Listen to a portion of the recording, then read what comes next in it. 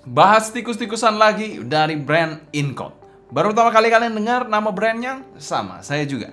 Mari kita kenalan dulu biar kenal maka bisa sayang juga kan. Without any further ado, bumper dulu. Halo semua, selamat datang di channel Keep in Touch bersama dengan saya Sebastian. Seperti biasa akan sharing mengenai keyboard dan juga peripheral lainnya seperti mouse-mousean ini. Dan kali ini kita akan membahas brand yang mungkin asing bagi kalian. Yes, ini adalah brand yang cukup asing bagi saya juga. Yang pertama kali saya dengar agak aneh aja. Tapi this brand is pretty good ya. Yang diberi nama brand Incode. Yes, produk-produk mereka juga walaupun baru tapi nggak tanggung-tanggung sama sekali. Mereka memiliki inovasi yang mantep banget ya. Dan juga menggunakan top tier sensor. Dan seri mouse-nya adalah G23. Yes, G23. Ada dua varian, yang Pro dan yang biasa. Kebetulan punya kita yang Pro menggunakan PAW 3395. Pro sendiri menggunakan PAW 3950. Itu yang paling gila ya sensornya dan paling mantep harusnya. Tapi kita membahas yang versi standar aja, menurut saya sudah overkill banget untuk workflow saya. 3395 masih sangat-sangat mantul sih. Bahkan mungkin belum saya maksimalkan 100% juga sebenarnya. Oke, disclaimer juga untuk review ini kita nggak gunakan untuk game kompetitif ya, karena memang kita masih rencana untuk build setup komputer ke depannya. Ya, mohon kesabarannya aja, tapi kita gunakan untuk workflow saya untuk penggunaan browsing, penggunaan internet, editing, dan juga ya untuk ya kerjaan office lah. Jadi memang mouse ini digunakan belum maksimal lah, dan harusnya bisa lebih baik lagi sebenarnya gambaran untuk mouse satu ini. Tapi kalau untuk gaming ya PAW 3395 harusnya sudah centang 3 sih bahkan ya. Sudah sangat-sangat approve. Dan sebelumnya kita mau thanks berat untuk Mackeys sebagai sponsor video review kali ini. Semua link pembelian saya taruh kolom deskripsi di bawah. Untuk harga mouse satu ini juga cukup worth it ya, 750.000. Apa saja inovasinya dari mouse satu ini kita akan bahas di segmen selanjutnya. Oke, spesifikasi hardware dari mouse satu ini sudah menggunakan sensor TOTL PAW 3395 yang sangat relevan ya, masih sangat relevan untuk zaman now ya.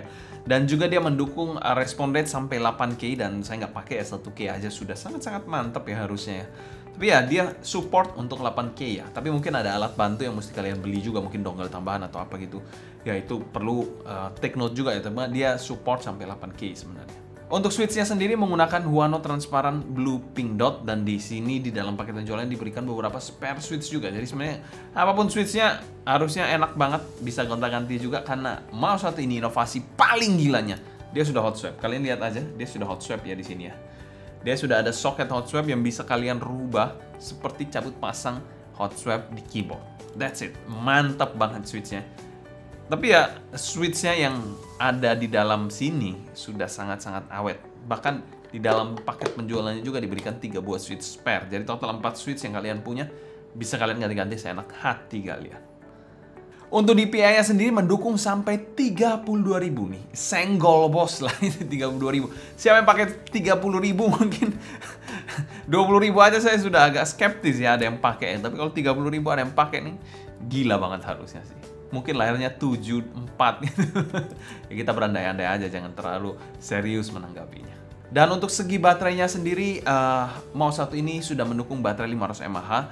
Ya cukup proper lah untuk baterai 500 mAh, bisa bertahan cukup panjang juga. Bahkan diklaimnya di atas 100 jam pemakaian. Bahkan saya gunakan 2-3 minggu pun tanpa cas, gak ada masalah sama sekali sih. Dengan durasi pemakaian 3-4 jam per hari. Oh ya, ada satu hal yang perlu kalian perhatikan, yaitu mouse satu ini belum triple connection, dia hanya dual connection, wired dan juga wireless menggunakan dongle aja. Jadi hanya ada 2 untuk koneksinya.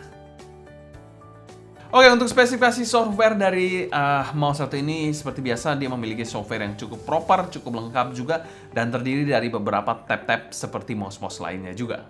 Untuk tab pertama mengatur mengenai detail secara umum mengenai tombol-tombol, fungsi tombol-tombol. Selain itu juga mengatur bounce time. Yes, di bounce time itu berfungsi untuk tidak double klik pada saat input mouse kalian. Jadi ada sedikit jeda yang membatasinya. Untuk tab selanjutnya ada DPI setting, sensor mode. Ini apa ya? Mungkin saya agak sedikit kurang terlalu expert di sini ya. Mungkin kalau kalian tahu bisa jelaskan di bawah ya. Lalu juga ada LOD atau jarak angkat ya. Jadi jarak angkat berapa sih mouse kalian mati, bisa kalian sesuaikan juga di situ. Jadi mouse kalian bisa mati dalam jarak angkat tertentu.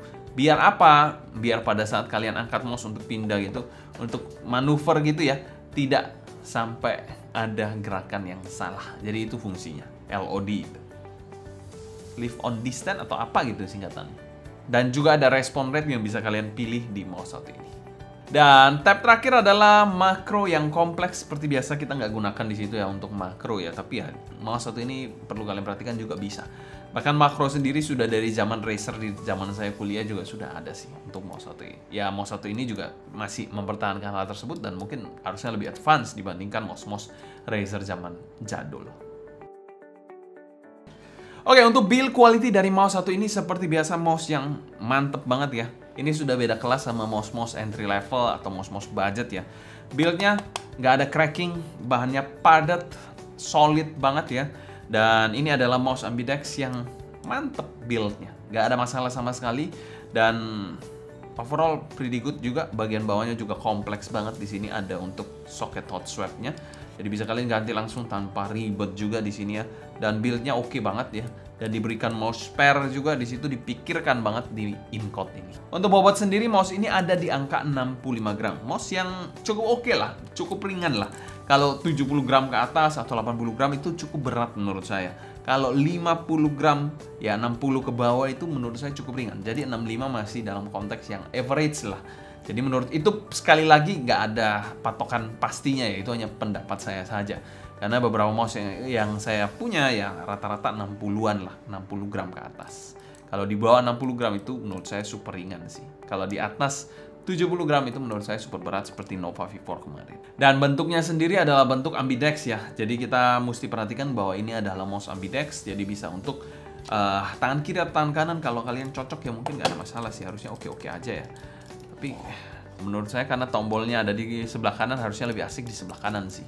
Cuma ya memang untuk left-handed masih bisa mengakomodir timbang Ergo. Karena Ergo biasanya harus di tangan kanan.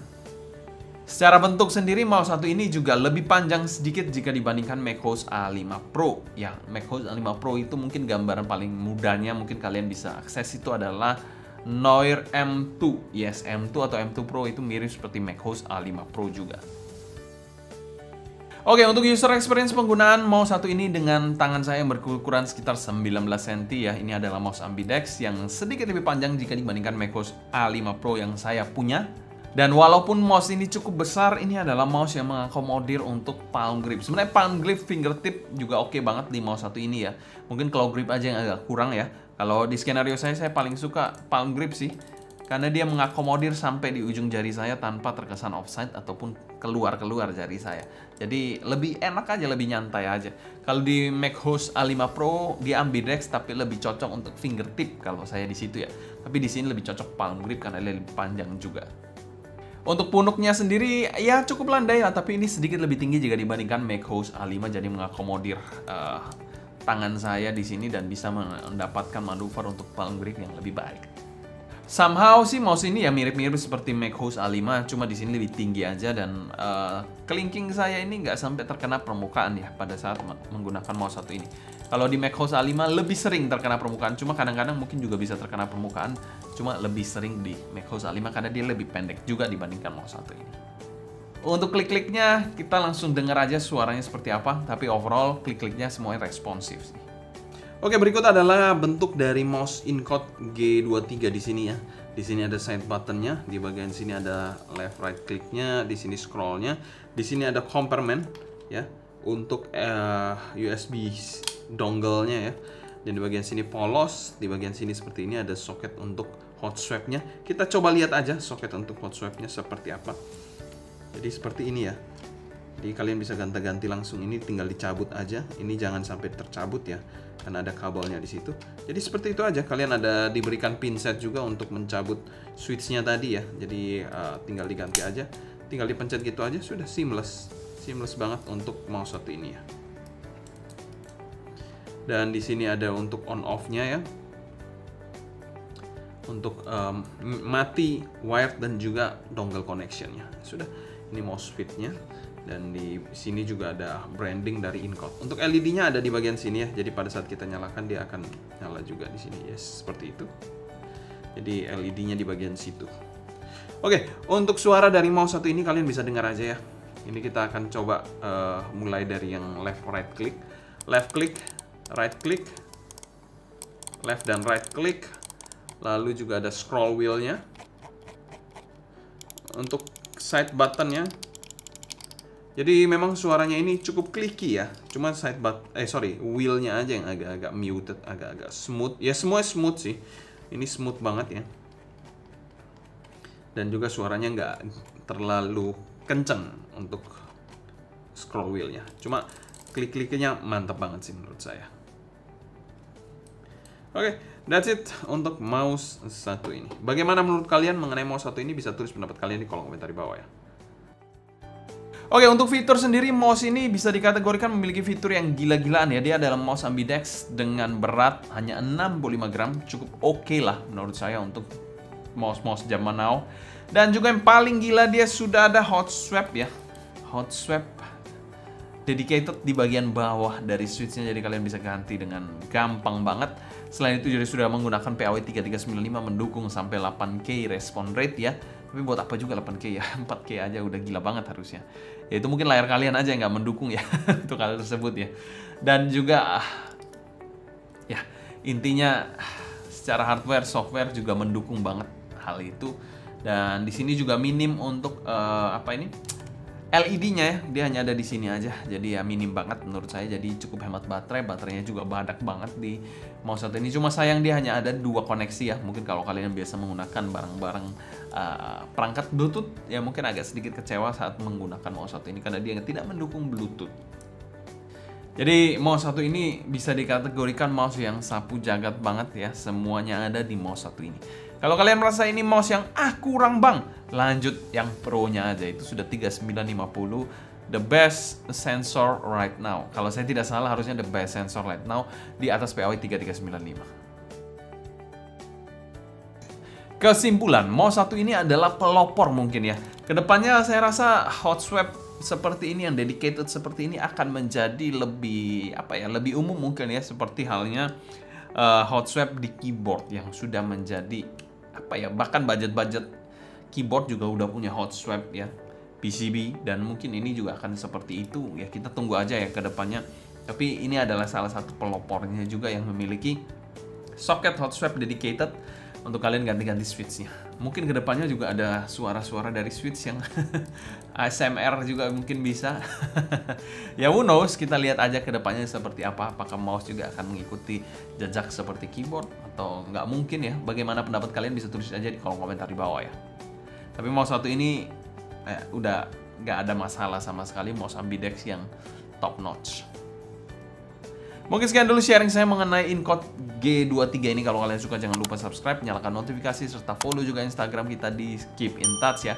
Dan mohon dukungannya juga untuk channel kecil ini untuk dapat berkembang lagi. Jadi ya kalian support by comment atau like ya, itu akan sangat-sangat membantu. Dan saya terima kasih juga untuk hal tersebut. Mungkin itu aja sharing kita mengenai G23 ini. Saya Sebastian pamit undur diri, sampai jumpa di video berikutnya. And stay keep in touch.